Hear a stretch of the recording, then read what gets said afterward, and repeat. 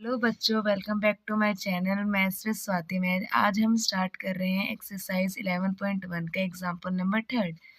A corn cob shaped somewhat like a cone has the radius of its broadest end as 2.1 centimeter and length या height as 20 centimeter if each 1 centimeter of the surface of the cob carries an average of 4 grains.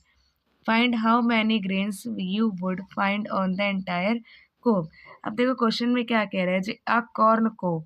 Corn कोब मतलब जो भुट्टा होता है ना, उसके बाहर दाने होते हैं। अगर जब उसे खा जाते हैं तो एक लकड़ी सा सरफेस बनता है, तो उसको हम क्या कहते हैं? कॉर्न कोब। जो किसकी तरह दिखता है? कोन की तरह दिखता है।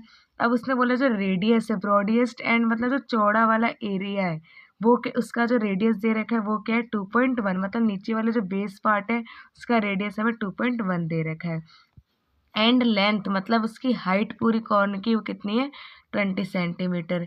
If each 1 centimetre square of the surface of a cob carries an average 4 grains.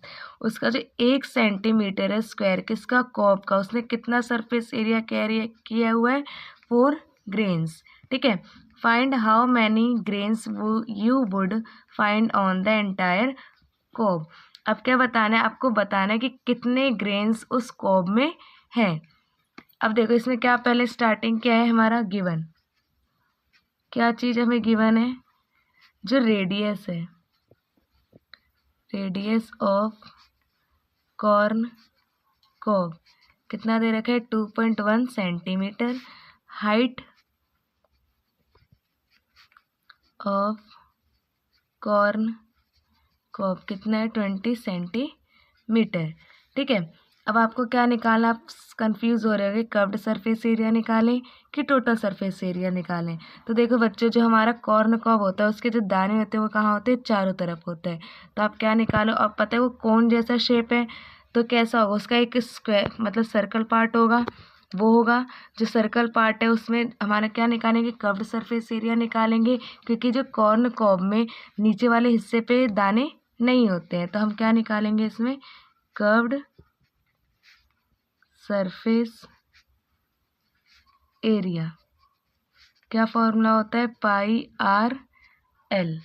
अब देखो एल, एल तो इसमें है ही नहीं, तो हम एल पहले फाइंड आउट कर लेते हैं। एल का फॉर्मूला क्या होता है? L square is equals to H square plus में R square.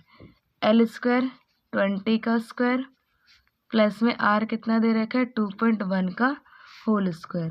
L is equals to 400 plus में इसका स्क्वायर करो 21 441। अब देखो एक डिजिट के आगे पॉइंट है, डबल बार करे तो 2 डिजिट के आगे आ जाएगा। देन इसको प्लस करेंगे तो इसका आ जाएगा 404.41। ठीक है। अब एल स्क्वायर है तो यहाँ पे जाके क्या हो जाएगा? ये रूट में हो जाएगा। जब हम इसका रूट निकालेंगे तो कितना आ जाएगा? 20.11 सेंटीमीटर। आपका ये क्या आ गया? एल। अब हम इजिली कर्व्ड सरफेस एरिया निकाल सकते हैं। Curved surface area pi r l. Pi की वैल्यू 22/7 मल्टीप्लाई में आर कितना दे रखा है? 2.1 मल्टीप्लाई हमारा 20.11। ठीक है। अब इसको क्या करना है? 707 7 3 जा 21, एक डिजिट के आगे पॉइंट तो 0। कितना आ जाएगा? 66 मल्टीप्लाई 20.11। अब इन दोनों को जब आप मल्टीप्लाई करोगे तो कितना आ जाएगा? 132.726 सेंटीमीटर स्क्वायर। ठीक है। कर्व्ड सरफेस एरिया आ गया। अब देखो आपको क्वेश्चन में क्या बोला गया है? 1 centimetre square of a surface. 1 centimetre में कितना एवरेज कॉब ग्रेन कर रहा है? 4। तो मतलब 1 centimetre number of grains in 1 centimetre square कितना बोला है? 4। ठीक है। 1 सेंटीमीटर में 4 है तो हमें 132.726 सेंटीमीटर में कितना होगा? तो number of grains in 132.726 is equals to क्या करोगे? 4 को मल्टीप्लाई कर दोगे 132.726 से। तो आप जब इसको मल्टीप्लाई करोगे तो आंसर कितना आएगा? 32.726।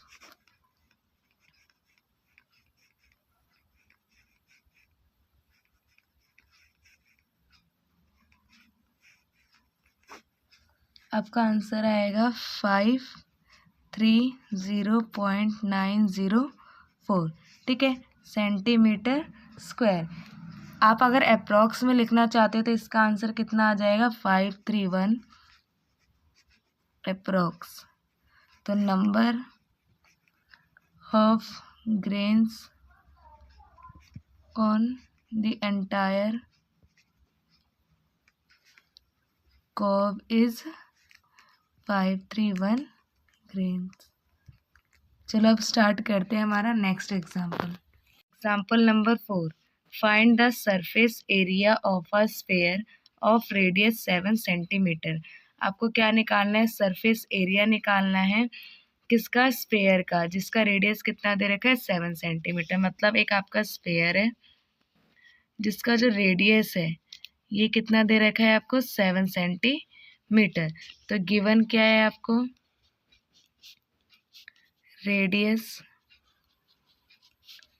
Of sphere is equals to 7 centimetre.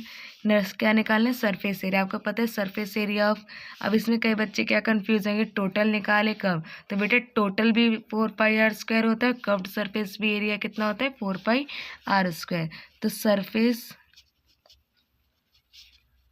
Area of a sphere is equals to 4πr², ठीक है। तो 4 मल्टीप्लाई में 22/7, आर कितना दे रखा है? 7 मल्टीप्लाई 7, 7 से 7 गया तो 88 मल्टीप्लाई 7, तो आपका आंसर कितना आ जाएगा? 616 सेंटीमीटर स्क्वायर, ठीक है। स्टार्ट कर रहे हैं एग्जाम्पल नंबर 5। फाइंड, आपको क्या करना है? The curved surface area and the total surface area of hemisphere. अब हेमिस्फेयर का क्या निकालना है? कर्व्ड सरफेस एरिया भी निकालना है और टोटल सरफेस एरिया भी निकालना है, जिसमें आपको रेडियस कितना दे रखा है? 21 सेंटीमीटर। मतलब हेमिस्फेयर आपको पता है कैसा होता है? एक बाउल शेप जैसे होती है, वैसे हमारा हेमिस्फेयर होता है, जिसका जो रेडियस कितना दे रखा है आपको? 21 सेंटीमीटर। तो पहले गिवन लिख दो। गिवन क्या है? रेडियस ऑफ हेमिस्फेयर कितना दे रखा है? 21 सेंटीमीटर। आपको फर्स्ट क्या निकालना है? कर्व्ड सरफेस एरिया क्या होता है? सॉरी, 2πr², ठीक है। तो 2 मल्टीप्लाई 22/7 मल्टीप्लाई आर कितना है? 21 मल्टीप्लाई 21, तो 7 अंडर 7, 7 3 21, 22 को 2 से करोगे तो 44 मल्टीप्लाई 3 मल्टीप्लाई 21, तो कितना आंसर आ जाएगा? 3 को 12, 31 32।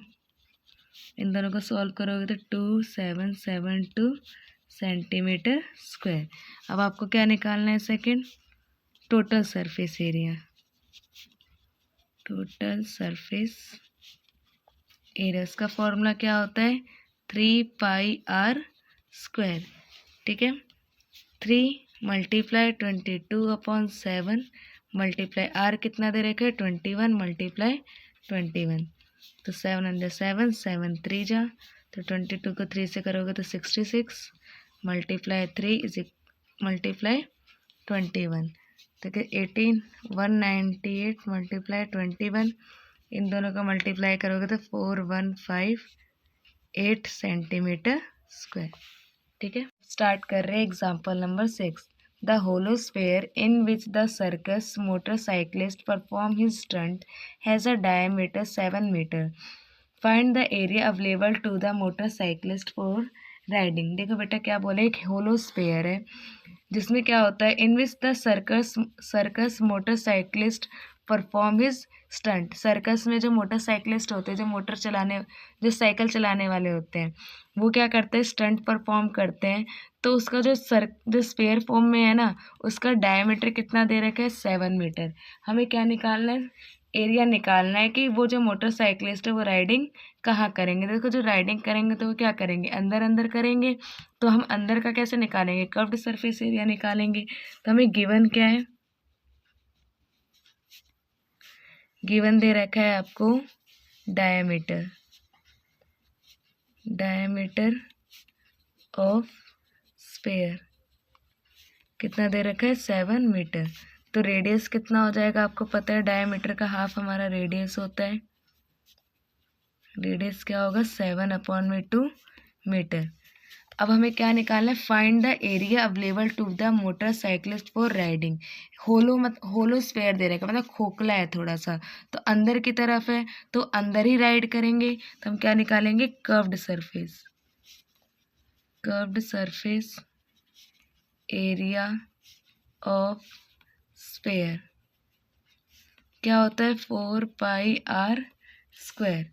तो 4 मल्टीप्लाई पाई की वैल्यू 22/7, आर कितना दे रखा है, 7/2 मल्टीप्लाई 7/2।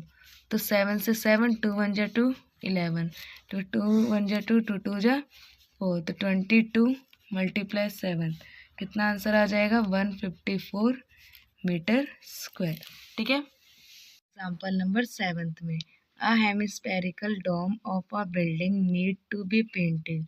अब देखो एक हेमिस्फेरिकल डोम है, डोम मतलब जो मंदिरों को ऊपर हमारे ऐसे डोम सा बना होता है, जो कैसा होता है, हेमिस्फेयर के जैसे शेप का होता है। ठीक है, ये जो आपका ये मान लो मंदिर है, इसके ऊपर एक डोम बना रहता है। ठीक, ऑफ अ मंदिर हो जाए, मतलब किसी भी बिल्डिंग के ऊपर, a hemispherical dome of a building need to be painting. अब उस डोम को क्या करना है, पेंट करना है। If the circumference of the base of the dome, जो उसका बेस है ना, किसका, डोम का, उसका जो पूरा सर्कमफेरेंस कितना दे रखा है, 17.6 metre. Find the cost of a painting, हमें पेंटिंग की कॉस्ट फाइंड आउट करनी है, जिसमें हमें एक चीज गिवन है, कॉस्ट ऑफ पेंटिंग इज ₹5 पर 100 सेंटीमीटर, मतलब 100 सेंटीमीटर स्क्वायर में कितने रुपए लग रहे हैं, 5 रुपये। तो देखो बेटा, डोम ऐसा होता है, और जो उसका बेस है ना, वो हमें इसका सरकमफेरेंस दे रखा है। तो गिवन में क्या है, पहले तो सरकमफेरेंस गिवन है, सरकमफेरेंस ऑफ डोम कितना दे रखा है, 17.6। अब आप सोचिए सर्कमफेरेंस क्यों दे रखा है, क्योंकि इसमें आपको रेडियस में नहीं दे रखा, और हेमिस्फीयर निकालने के लिए हमें रेडियस चाहिए होता है। तो सर्कमफेरेंस ऑफ डोम, अभी डोम कैसा होता है, सर्कल जैसा होता है नीचे वाला पार्ट हमारा, तो सर्कल का क्या होता है, सर्कमफेरेंस 2πr इक्वल्स टू 17.6। पाई की वैल्यू 22/7, आर हमें पता नहीं है, 17.6। अब देखो इन दोनों को मल्टीप्लाई करोगे तो आएगा 44r/7 इज इक्वल्स टू 17.6।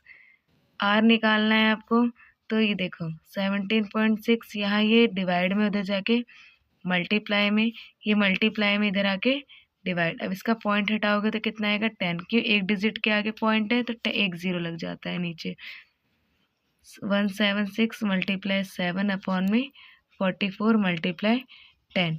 तो क्या करोगे, 2 8 जा 2 8 जा 2 2 जा 2 2 जा 11 2 जा 11 8 जा 2 1 जा 2 2 4 जा 8। तो अब देखो क्या क्या बच गया, 4 मल्टीप्लाई 7 अपॉन 10। तो आर कितना आ जाएगा, 28/10, मतलब 2.8 सेंटीमीटर आपका आर आ गया। अब देखो बेटा आर आ गया, अब हमें बताना है को पेंटिंग कर्व्ड सरफेस एरिया लगेगी टोटल। देखो जो पेंट होगा वो क्या होगा, डोम के चारों तरफ होगा। तो चारों तरफ के लिए हम लोग क्या निकालते हैं, curved surface area of dome क्या होता है कर्व्ड सरफेस एरिया डोम किस में, हेमिस्फेयर, तो 2πr²। तो 2 × 22/7, r कितना आप लोगों ने निकाला 2.8 × 2.8, 7 × 7, 7 4 जा 28, एक डिजिट के आगे पॉइंट तो लगा दो, कितना हो जाएगा 44 मल्टीप्लाई में 0.4 मल्टीप्लाई में 2.8। अब जब आप इन तीनों का इसे कर दो 4 4 जा 16, 44 को 4 से करो, 4 4 16, 16 और 7, तो 176, एक डिजिट के आगे पॉइंट है, पॉइंट लगा दो, मल्टीप्लाई में 2.8, इन दोनों को मल्टीप्लाई करोगे तो आंसर आएगा 49.28 मीटर स्क्वायर। आपने कर्व्ड सरफेस एरिया निकाला, देखो क्वेश्चन में क्या है, जो हमारा 100 सेंटीमीटर स्क्वायर पे कितना कॉस्ट दे रखा है, 5 रुपीज़। ठीक है, तो क्या बोला गया, number of cost of painting in 100 centimetre square कितना दे रखा है, 5 रुपीज़। ठीक है, तो हमें cost of painting in 1 centimetre square में कितना होगा, 100 में 5 है तो 1 में क्या होगा, हम क्या कर देंगे, इन दोनों को मल्टीप्लाई कर देंगे, तो कितना आ जाएगा 500 रुपीज़। अब देखो हमें पूरे डोम की निकालनी है पेंटिंग की कॉस्ट, तो कॉस्ट ऑफ पेंटिंग